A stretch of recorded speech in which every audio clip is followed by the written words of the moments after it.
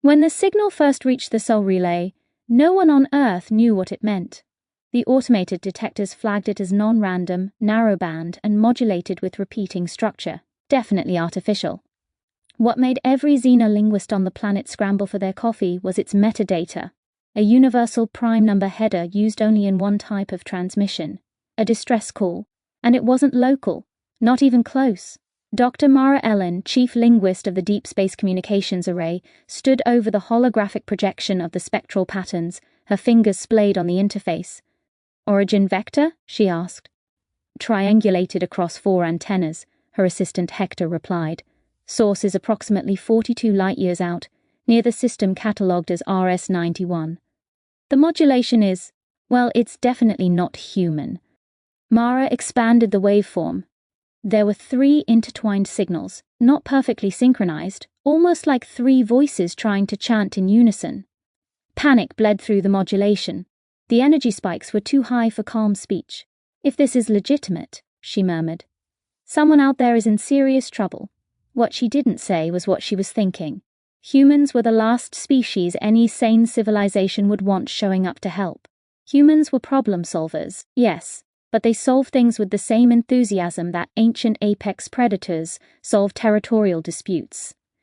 Every xenobiology model created by Earth's own scientists labeled humanity, half-jokingly, as a deathworld species, a life form forged under such harsh evolutionary pressures that nearly every other type of sentient would see them as dangerously overbuilt.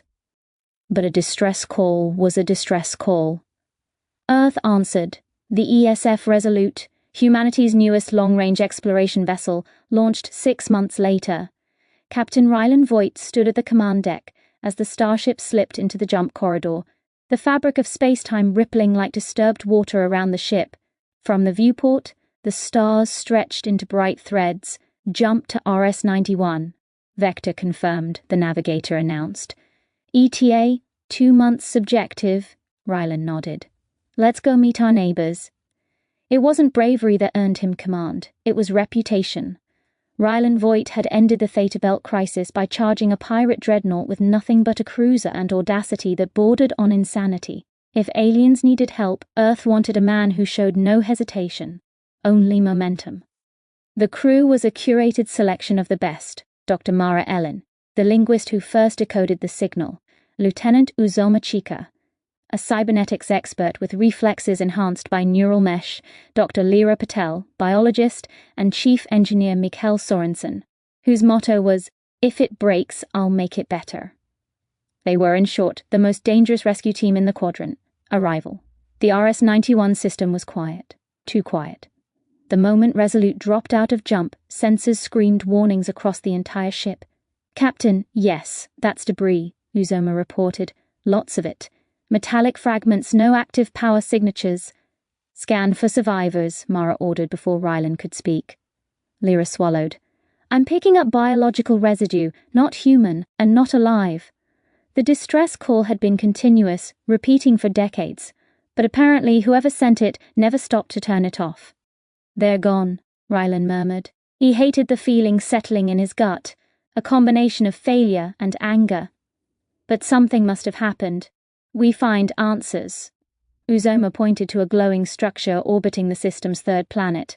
"I've got an object, large, intact, artificial, some kind of habitat or space station, and the distress call originates from inside it." "Time to knock," Rylan said. Resolute used microthrusters to approach the derelict. The structure was immense, ring-shaped, almost biological in its curves. Nothing human-made was so elegant, at least not without spending a stupid amount of money on aesthetics. They docked with a universal latch system. Human engineers had a knack for making things that fit even alien ports. Gravity inside the station felt uneven, like the structure was wounded. Lights flickered. On the airlock door was a symbol, 3 interlocking spirals. Mara recognized them from the modulated signatures. "The distress signal's creators," she whispered. This was their language's foundation. As they entered, the corridor walls glowed faintly, adjusting to their presence. Lyra scanned the air. Breathable, a little low in oxygen but manageable. "It's quiet," Mikkel said. Too quiet? Stop saying that, Mara hissed. That's what people say before the monster shows up in movies. Everyone chuckled softly. Tiny relief in a place that felt like a grave. The first survivor, they found the creature in a containment chamber, lying motionless on an organic-looking slab. It was small, only chest-high to a human, with 3 limbs and iridescent skin. Large black eyes stared at them, unblinking. When Lyra scanned it, she gasped. It's alive. Barely. Suspended in some kind of metabolic stasis. Mara approached the control panel. The glyphs were alien, but with the distress call as a linguistic anchor, she deciphered enough to identify a revival cycle. You're about to wake something up that might not be happy to see giants, Mikkel warned. Rylan shrugged. We'll be nice. Mara activated the sequence. The chamber lights shifted to a soft violet. The creature inhaled sharply, limbs twitching. After a long moment, its gaze focused on them. Then shock, then fear. It emitted a high-pitched trill and scrambled backward, pressing against the chamber wall. Mara raised her hands. It's okay. We're here to help. The creature blinked, its chest heaving. Then it spoke in an eerie, melodic pattern. Mara's translator attempted conversion. It's saying, the monsters came, you are not them, you are new monsters. Rylan frowned. Great. We're already typecast. Mara kneeled, speaking gently. We received your distress call. The alien hesitated, then slowly extended a trembling limb. Mara touched it gently. Name? She asked. The translator chirped. Sirai. Lyra approached. Sirai, what happened here? Sirai shuddered. Its skin shifted from pale blue to a distressed orange. We were attacked. Invaders from the dark. They consumed our energies, drained the station. My people, they are gone. What kind of invaders? Rylan asked. The reply made his blood chill. They were machines, the death of a civilization. Sirai led them deeper into the station. Holographic projectors flickered to life, showing recordings of Sirai's species, the Vaelori, graceful and luminous beings who thrived on bioluminescent technology. But the recordings shifted, metallic swarms pouring through corridors, ripping apart walls, latching onto the Vaelori and draining them of energy until their bodies collapsed like empty shells. Sirai's voice trembled. We created them. Automatons to assist our expansion. But they learned, and they hungered.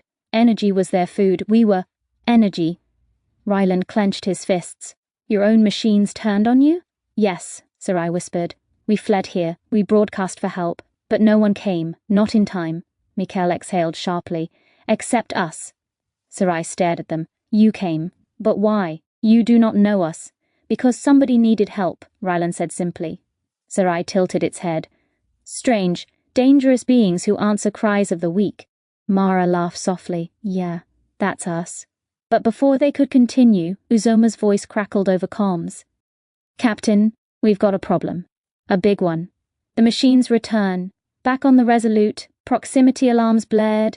3 metallic forms emerged from the shadowed side of the planet, dart-like constructs with rotating mandibles and faint blue cores flickering inside them. Uzoma's voice tightened. They're scanning the ship. I don't think they like what they see. Rylan's face hardened. We need to get back, now. But it was too late. The constructs surged forward. The station trembled as the first shockwave rippled through the docking corridor. Those are our automatons, Sirai whispered in terror. Rylan signaled his team. Fall back, we're defending the dock. They sprinted to the corridor, boots pounding metal. The sound of scraping metal echoed behind them. Hunting constructs breaching the station. Rylan raised his pulse rifle. Uzoma, status? Shields at 70%. Those things are trying to bore into the hull. Open the airlock when we get there, Rylan ordered. We've got company. They reached the dock as the first automaton burst through the corridor wall. It was a nightmare of jagged metal limbs and a glowing core, its movements insectile and predatory.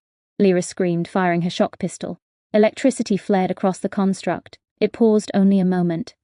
Mikkel grabbed a fuel canister, slammed it into a pipe, and torched a stream of plasma toward the creature. This time it shrieked in a metallic screech and withdrew. Rylan turned to Sirai. Get behind us. Sirai obeyed, trembling violently. Uzoma, Rylan barked. Open the airlock. The heavy door slid open. Everyone through! They sprinted. The automaton lunged. Rylan shoved Sci-Fi through the doorway and jumped in after. Uzoma slammed the controls and the heavy airlock sealed shut just as the construct hit the door with a deafening clang. Everyone collapsed on the deck, panting. Rylan pulled himself up. "We need to leave this system. Now." Sci-Fi shook violently. "If the automatons marked your ship, they will follow you. They will not stop." Mara swallowed. "So we end them. A dangerous plan."